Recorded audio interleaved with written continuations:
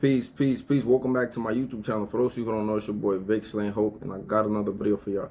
In this video, I'm going to be discussing and talking about the pros and the cons to going / ending up in jail / prison. Somebody asked me to make this video like a long time ago. You know, I'm just now getting to it, so bear with me. I'm gonna start with the cons before I even get to the pros, because of course I always try to keep people from going into these situations, right? But don't get me wrong, there are some good that has come out of some dire, ugly, disgusting situations, right? So that's what I mean by cons, right? Like some negative situations that have, some positive implication in some brothers' lives. So boom, the first thing I'm gonna talk about is the dignity, right? That's a con, right? Like one of the first things that happens when you go to jail / prison is your dignity. It's kind of like it takes an attack. What do I mean by that? Well, one of the first things that they do to you, before you even get to Rikers Island, they usually take your laces from your shoes, and they take the strings from your sweats, or they'll take your belt. Now, they love to say things like, oh, they trying to prevent some type of suicide stuff from going on. But in reality, it's like, come on. Once you take my belt, once you take the string out of my sweats, first thing that happens is your pants no longer stay on your waist, right? So now they starting to sag. Now they starting to, you're starting to show a little booty, right? Of course, they saying this for trying to help you, right? But I think it's BS to a certain extent. So what happens when you get to, by the time you get to Rikers Island, you get to jail, right? They strip you, right? It's not a coincidence. Like, they strip you. That's the first thing that they do. They want to make sure you don't got contraband, so they strip you. You showing them your little brown hole or your little pink hole, whatever color it is, right? What man feel comfortable showing a man, stripping for a man, especially if you're a heterosexual man, right?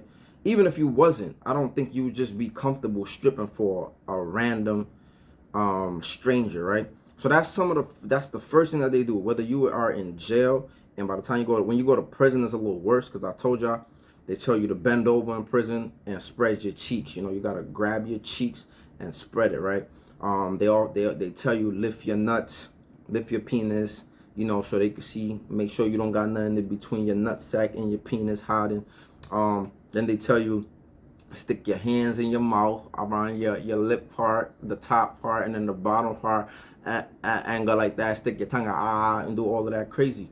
This is some of the things that they do, and oftentimes they make you stick your fingers in your mouth after they tell you to touch your penis and spread your butt cheeks.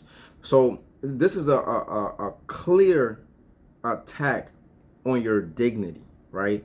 The moment you're getting in there, they're stripping you, they're violating you in certain ways. I believe is a clear attack on your dignity. So that's like the first thing that's under attack when you get there, right? That's number one con. Number two, I would say that no women.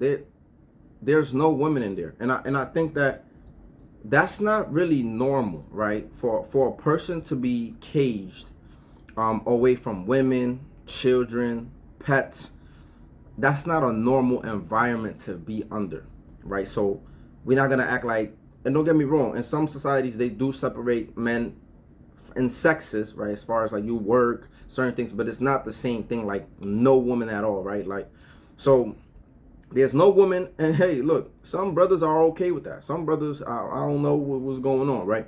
But for the most part, it's still not no normal society that you are a part of when you don't have no woman a part of it. It's just something that, women bring a certain thing to society, to the community, to the family. And when you do not have that around, I believe it kind of like can cause some adverse effects in men, right? The next thing that I would say is showering with other men, right? I think another thing, this is not a normal occurrence. This is not a normal thing. For the most part, you might shower by yourself. Okay, we get it, right? But showering with other men, again, it goes kind of like back to dignity in the sense of how they strip you and they looking at your private parts. Of course, you might not be showering naked, but it's still the kind of like uncomfortability of some man looking at you as you're lathering soap against you, water dripping down. Oftentimes they give you white underwear as soon as you get to prison, right? And it's just like, I don't know if you ever seen how white underwear look on men or on black men when the water is sticking to you, right? Like, it's not a sight you want to see, right? So people are looking at you. Again, it breeds some type of uncomfortability. Next to that is when to shower. You have a specific time frame when to shower. You don't get to shower whenever you want, right? I mentioned in one video, for example, one time I had a wet dream in the middle of the night, and I couldn't just get up and go clean myself up. And for those of you who don't know what a wet dream is, you know, when you dream and you ejaculate on yourself. So you can only imagine how disgusting I felt, right? It's almost like if you pee on yourself and then it's like you can't even get in the shower, right? Because you're in jail, you're in prison. You don't have control. You can't do whatever you want to do when you want to do it. So to be able to be in that state of not being able to shower after having a wet dream because you got to wait till a certain time to shower is a con. You don't want to be in that situation. The next thing is can't eat what you want, right? Sometimes, you know, even though they feed you 3 meals in prison, sometimes they got stuff that you just don't eat. You got stuff that is disgusting. You just not trying to force yourself to eat that stuff because that's torture in itself. And let's say you don't got no commissary. You don't have the luxury of even making your own food to eat, to nourish yourself. So now you're here in a situation, and even when you do have commissary, it's very limited to the things you can buy and the things you can make. So just imagine being in a place, you're already confined, and then now you're sitting here and you can't even pick what you want to eat, right? And they got something nasty on the menu. I had a very hard time in some days, especially when I was in the box, when they had things that I did not eat, and I had no choice but to just suck it up and get hungry. And a lot of times people be losing weight. This is part of the reason why a lot of people lose weight in the box. They either serve you small portions, or a lot of times people don't be eating all the stuff that they got in the box, and you don't really get to have commissary, right? The next thing is you got to worry about the guards. And this is more so to like when you're in prison upstate, because a lot of times when you're in upstate prison, you're usually in a white rural town, in a rural area, that is thriving off the prison industry, right? Because prisons need teachers, they need like, they need guards, they need nurses, healthcare providers, they need a whole bunch of stuff, right? So this is bringing an economy to a lot of these white trash towns, right? I'm sorry, but that's what it is. So yeah, you know, there used to be a lot of farmland out there. So when the country started giving out the contracts to like other countries, right, so they could get cheaper product, so they don't pay these people the money that they deserve, right, and then we could pay somebody cheaper who has a different currency. They dried up a lot of these towns, so they put prisons up there, so they making money off prisons, right? So a lot of the guards that are, they're like white, they're racist. They come to work like they're basically in jail like you, and they get a kick out of doing things. They get a kick out of fucking with the prisoners. Listen, I can only tell you about so many times, and you don't even have to be somebody that starts trouble. Like, I used to have guards trying to start trouble with me, and I wasn't going on my way to start issues and problems, and you know, I didn't get into arguments with them, but they will go out their way sometimes to start little shit with you so that you could respond in certain ways so they could jump you. My boy was telling me there was a woman in Clinton Correctional Facility who used to pull people over, and mind you, when they pull you over, they tell you put your hands on the wall or whatever. And they used to have men, because it's a man prison, put their hands on the wall, and what she would do is they had this thing where if you come up off the wall while you being searched, they used to jump you and beat you up. So this was like a thing that they used to do. Like, they tell you don't come off the wall, right? They tell you put your hands on the wall and bring your legs back, so you'll be like off balance. So what she used to do is, when she used to be searching you, she will pinch your nuts. He told me she will pinch your nuts to try to get you to move off the wall, so the guards will beat you up. This is just one example of a lot of shit that they doing there, because they're trying to put their hands and feet on you. And this is some type of entertainment for them. You gotta understand, they just babysitting. This is some hillbilly, fat, out of shape dudes with steel toe boots, tobacco chewing, fucked up teeth, rednecks, right, who don't have no sense of entertainment. So what they used to do is try to pick fights, try to pick situations to happen so that, you know, they could get some wreck. That was wreck for them. So you have to worry about the guards and their malicious intent and them trying to catch wreck on you. So it's annoying, which goes back into safety. So safety is another one, right? Imagine you have like stealing a loaf of bread. I'm just hypothetically saying, imagine you stealing bread or some type of food, and you end up in jail / prison with other people who have committed heinous crimes, right? So imagine you stole some food because maybe you was hungry, or you was trying to survive, or you trying to feed yourself, or whatever the case might be. And now you're locked up with people who done kill people, who done shot people just for the fun of it, right?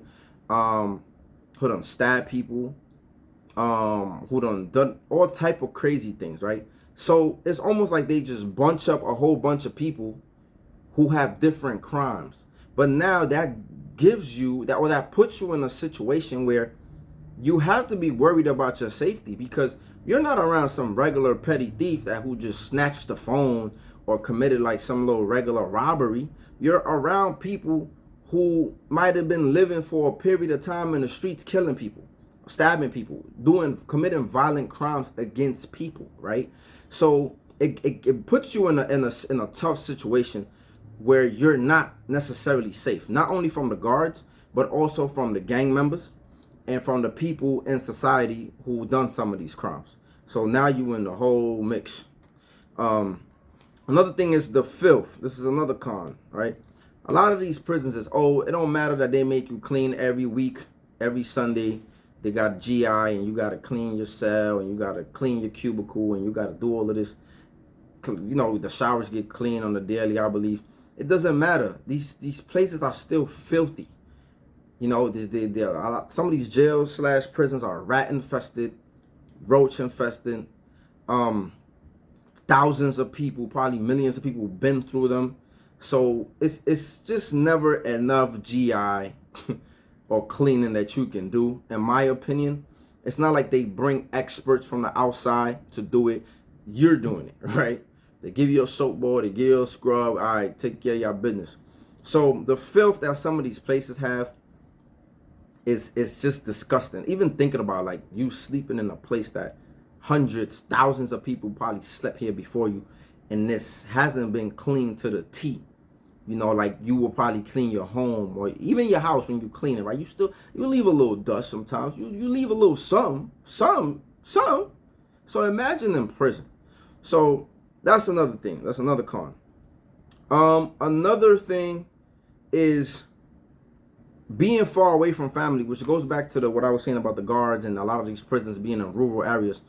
I think it has a certain effect being away, so far away from your family. A lot of times, some of these prisons, and especially in New York, some of these prisons are like 10 hours away from the city. And it makes it very hard for families to stay in touch, to just kind of like be able to support adequately their family members who are in there.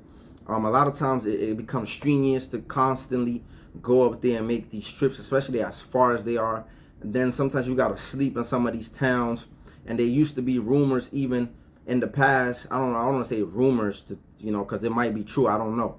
But there used to be stories of you know, people in these white towns breaking into hotels and vandalizing or abusing sexually or even attacking like black folks that used to go to these towns to kind of like visit their loved ones. So it's an element of fear there, man, why people don't really want to go to these towns sometimes to even visit their loved ones. So the distance creates strained relationships, lack of support, and that's another con, right? Which leads me to your mental health, right? It affects your mental health in a certain way to just be locked away, no family support, no women, no children, no, like, it just does something to the mind. Most of us, before we even get to prison, we are already defective products before we even get there, coming from the communities that we come from. Some of us seen things we wasn't supposed to see. We felt things we wasn't supposed to feel. We experienced things that children or people should never have gone through, which a lot of times lead us to get to prison. So we already go there a lot of times with a distorted or some type of messed up mental state. And then we get put in this situation where we go through more trauma, we go through more pain, we go through more injuries, and then we just never come back the same. And sometimes we never even bounce back or recuperate from some of these things. And the next thing I'll talk about is working for cents. Working for cents. Working for cents is like, listen, man, it's like slavery. That's really what it is. You're still a slave when you go to prison. The 13th Amendment says that you cannot be forced into involuntary servitude except if you are convicted of a crime, which means that if you commit a crime, we can force you into servitude, which is what happens. When you go to prison, you have to work. If you don't work, your ass is going to the box. That's just what it is. That's just how it goes, right? I was working in prison for 16 cents an hour. That's how much money I made. 16 cents an hour. And let me break this down for y'all. 16 cents an hour for 8 hours, right? I worked a regular work schedule like anybody in the streets. I work 8 hours a day, 40 hours a week. I made $1.26, I believe 26 or 28. I made $1.28 a day. That's how much money I made. Working 8 hours a day. I made $1.28 a day. A week, that is $6.40. That's how much money I made. $6.40 a week I was making in prison. A month, that is $25.60. $25.60 a month. Working the same hours that people are working in the street, right? A year, that is $307.20.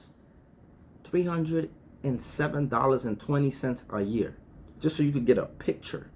Just so you could get a picture of, and I'm talking about they doing regular jobs that people are doing out here.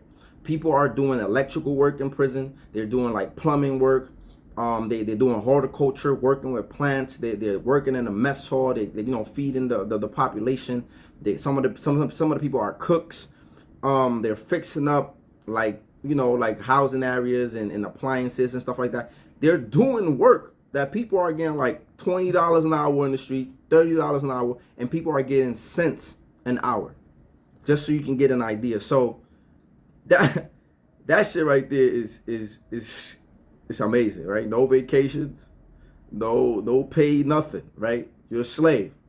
Now you get a little money, right? But you're still a slave. So and the last thing I would say is a felony, right? A record. Getting a record is one of the most, I wouldn't say it's the most detrimental thing out of all of these things. There's a lot of things that go on, especially issues with your mental health. But getting a record, after you go through all of this shit, when you get out of prison, now you got a record. Now you can't live certain places because landlords discriminate against people who are out of felony. That you can't get certain jobs because people are discriminating, right? Sometimes you can't even get, even if you get certain degrees, right? You can't get the licenses, right? So even if you want to practice law, you can go to school and get a law degree, but when you got to take the bar exam, it's up to their discretion if they're going to let you practice law. Now, there are some people with felonies who were still able to practice law, but it's not guaranteed, right? You can't get certain security licenses. You can't get firearm licenses. In some states, you can't even vote once you have a felony. So there is a lot of things that become a barrier and an issue for you once you have a felony and a record. And it's crazy. So these are just some of the cons. I probably left certain things out, but that's just some of the cons I came up with. Now I'm going to go to the pros, right? Some of the pros is this. Some people get to prison And some of the best, it's some of the best things that ever happened to them. Some people get to prison, and one of the things I notice is they become a family man. They become a family person. I done seen fathers that never cared about their kids in the street. Never. They never cared about their kids in the street. They never cared about their mama. They never cared about nobody in their family. Now all of a sudden, because they're in a situation in a place of need, sometimes they might use the kids as an excuse. Judge, I need you to let me see my son. Let me go home to my son, to my kids. You know, they start using the kids. But sometimes this is what you need sometimes. Sometimes things need to be taken away from you to be able to cherish them and appreciate them. We hear the saying all the time, right? How the saying goes?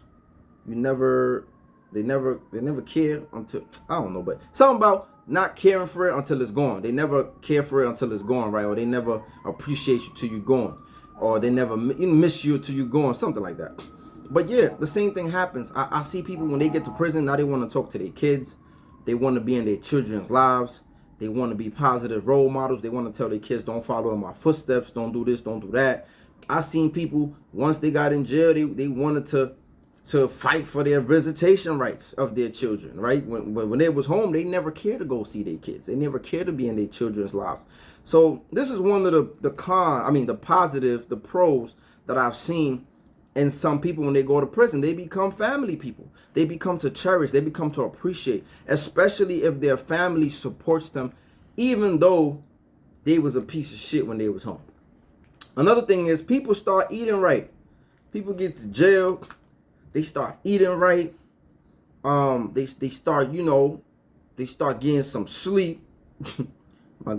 Sleep might be another one. But yeah, they start eating right. They start working on their nutrition, right? Which is gonna get me to the next one that is working out, but I'm not there yet. But a lot of times you gotta take care of your body a certain way. Sometimes people in the street, they don't be eating like that. They be missing meals. They be skipping them. They're malnourished or eating too much. They're not really following a regimen. So they're eating at all types of times of the night and the day. And you can't really do that in prison because you gotta sleep at a certain time. So they're eating right. They also become some nutritionists out of nowhere. So eating right is one of them. Another thing that I said is work out, right? And it goes hand in hand with eating. You gotta eat right to work out. So people start taking care of their bodies. Some things that some people didn't even do that in the street, but because they're in jail and there might be a threat, there's a threat of security. Like I mentioned, you got to worry about the guards. You got to worry about the gangs and the thugs and the killers and the murderers and the people that you're in there with. So some people develop this thing of, you know what, I got to work out. I got to get in shape. I'm saying I got to get right. Like I can't be lacking out here. So a lot of times you see skinny dudes become big. I don't know if the motivation is I got to go home and the ladies going to see me and I'm going to be all swollen big. But the danger and the threat of being around men who have some extensive rap sheets or certain reputations in prison definitely makes your ass work out. And one of the brothers was telling me that like the reason why a lot of brothers used to push iron in prison, it was because there was that existential threat from the racist white guards and the environment that made people and pushed them to work out. So that's a positive thing, man, taking care of your body.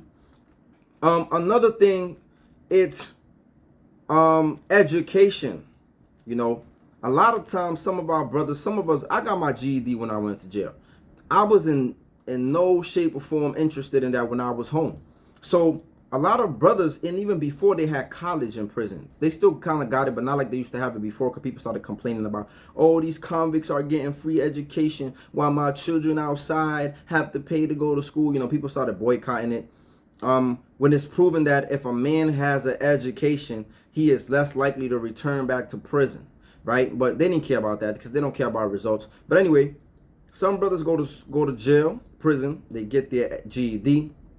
They get college degrees, they get certifications, vocations, and they get things and the tools that keep them outside of prison when they get home, right? So college, education, or any type of education or knowledge of self or books that you're reading that other brothers share with you from a conscious community within that can help you become a better person a self-centered individual, whether it's books on healing, whether it's books on nutrition, whether it's books on working out, whether it's whatever it is. People get educated for some reason when they go to prison. Some people, right? So this becomes a con. I mean, keep saying con. This becomes a pro. So by the time they get home, they already have a vision. They already got a plan because they've been feeding their things, their brain. They've been feeding their brain things in prison that is going to help them by the time they get out, right? Another thing I would say is discipline. Prison teaches men discipline. You know, you got to go to sleep at a certain time. They don't care if you don't go to sleep. You could lay in your bed all night awake. But when you're in prison, you got to work. So you're going to have to go to work at a certain time, right? You got to be asleep by a certain time. The light goes over at a certain time, so you got to go to bed. You know, so there's a level of discipline that you got to follow. When you wake up in the morning, you got to make up your bed. You know, it's almost like the military. You wake up in the morning, you have to do your bed. If your bed is not made, it's a problem. Sometimes you will be at your job and they will call you back from your job and tell you to make up your bed. And sometimes they'll throw your bed on the floor, or they'll throw your bed outside just to make it an example. Don't leave your bed unmade. So parents, you can learn a lot from telling your children to make their bed every time they get up. It teaches them some type of discipline, right? So this is one of the things that happens in prison. They tell you to make your bed all the time. When you walk on the road, stay to the right. So see, stay to the right. You don't walk on the left side. If you keep it going, stay on the right. Keep the traffic down. You know, when you are in the yard, when you are congregate, it's no congregation. If it's 4 to 6 of y'all, you can't congregate. So they come there. So if they see you in a little group, you can't do that. You gotta disperse. Two people gotta leave. One person gotta leave. You can't congregate in a group, which helps you. This helps you when you go home. You already got that ingrained. I shouldn't be hanging out with dudes. I shouldn't be in a little group. Most of the time, that's how trouble starts. When you hanging out in corners, when you hanging out on the block, when you hanging out on the stoop, when you hanging out in front of people's property in a little group. That's usually how a lot of problems come. People usually call the police on little groups anyway. Or they're loitering in front of the building. They're doing this, they're doing that. You also don't want to get mistaken. You don't know what people is into in the streets when you come home or whatever the hell is going on. So hanging out in groups and all of these things that kind of like happen in prison, you can take it in a certain way and it makes you disciplined. You got to tuck your shirt in your pants. I don't know what they do in other prisons, but in New York State, they not going for that sagging shit. Them guards is on you. Pick your fucking pants up. I done seen guards give dudes wedgies. But like they'll pull you over, like, come here. They'll pull you over, put you against the wall, and pull your whole they'll pull your whole shit. I seen them pull some dude pants up to like his rib cage. Like, you know, because they're like, oh, you want to keep sagging? And you know what? That's gonna psychologically stay with somebody. I ain't sagging my pants no more. So unfortunately, that brothers gotta go through this. But these things, some brothers need this. Because they love having their ass out their pants. So this is just part of the discipline. Getting up, fixing your bed, keeping, you know, being well dressed, like your shirt buttoned up, your shirt tucked in your pants on your waist. Having a job. Some people struggle to do that in the street. Having a job, that's some type of discipline. Getting up, going to your job. You know, it just gives you a routine to follow. You know, for a long time when I first came home, I couldn't sleep past 5 hours, and I always woke up at a certain time. You know, like clockwork. I always woke up at a certain time. So it teaches some type of discipline. The last thing on this list is time away from people and distractions. Now, this could be a negative thing, but it can also be a positive thing. When you spend time away from distractions, it gives you time to reflect. It gives you time to think. You don't have the pressures of having to pay bills, figuring out how you're going to feed yourself for the most part because they feed you. Now, you don't have the stresses of thinking about, yo, I'm trying to holler at this girl. I'm trying to show off for this chick. I'm trying to, you know, it don't give you that for the most part. Because, you know, you don't got to struggle to get toilet paper. They're going to give you toilet paper, soap, toiletries, all of those things, right? You don't got to worry about the rent. It's paid. But The point is, it gives you time to reflect if you really want to utilize it. It gives you time to learn new things. It gives you time to go to college. You ain't got nothing else to do but to go to college and go to school and learn something and benefit. You ain't got time but to work out and work on your body and your physique. You ain't got time but to meditate. So time away from people can kind of like definitely work wonders for people. It definitely worked wonders for me. I like being by myself. I like being away from people, even when it was, I could mingle, I could be outside and recreation and be with other people. I used to like being by myself. I used to like locking in myself on Rikers Island. People used to come to myself, be like, yo, come outside, come talk to us, come chill. But I was cool with myself. I was cool with being alone in my own solitude and being in my cave. The Prophet Muhammad sallallahu alaihi wasallam, before he received revelation, he used to do this. He used to go away from people. He used to go to his cave and be in solitude, and he liked that, right? Moses, he went away from the people, and oftentimes when these prophets went away, this is when God blessed them with revelation. Jesus went away. He was with his disciples, but even when his disciples was around, he kind of like went away from his disciples. So sometimes being away from people is needed to get grounded, to be in touch within yourself, and to kind of like be upright and kind of like fix certain things that you might have been doing that was wrong. And I almost missed one. Religious. How can I forget about this, right? A lot of times people become religious, and some people think religion is a negative thing. I really don't think religion is a negative thing. We see the life of Malcolm X, right? And how great he became because he was part of our religion and he wholeheartedly believed in it. And he lived it, right, to the best of his ability. So religion, a lot of times people when we get into calamities and when we get into these places, we call on God. God says it in the Quran, right? That when he sends a calamity our way, we tend to remember him. Or that in another verse he says, he only sends calamities our way so that perhaps we may return to the straight path. And that's what happens a lot of times. People get into these calamities, these tough places, and they call on God. Because we know innately, deep down, we know this is not created aimlessly. So we turn to God. And some of us, we come out of these situations in the best of forms, right? We become that rose that grew from a concrete, like Tupac book is, right? Tupac poetry book. So yes, religion has done a lot of wonders for some individuals who have been in some of the most darkest places. And oftentimes there's also a phenomenon of black folks, not just black folks, but I just want to talk about black folks because, Spanish people have also converted to Islam. But there's been a phenomenon for years, for decades in the United States of just black people converting to Islam in the prison system. And some people, you could say for whatever reason it is, I don't really want to get into that. But that has worked wonders and positivity in some people's lives.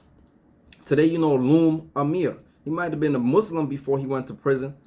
But we certainly know him as he is today because he went to prison. He got this big white beard now. He's making content about Islam. He's preaching to the people. He has powerful messages that he sends to the young people or the people who glorify the lifestyle that he lived or wish they could have that lifestyle. So he's doing good things, right? And good works. So we see and not just them, I've seen some Christian people who went to jail and became born again Christians and picked up the Bible and are doing good things. So, some of those things, Islam made me a man. When I was lacking in certain things, it taught me structure. It taught me discipline. It taught me I could no longer just strike a man because he looked at me the wrong way. I could no longer just neglect some of the things, some of my responsibilities over my family, over my mom, neglecting my mom. Even though my father didn't take care of me, I still couldn't just treat my pops a certain way.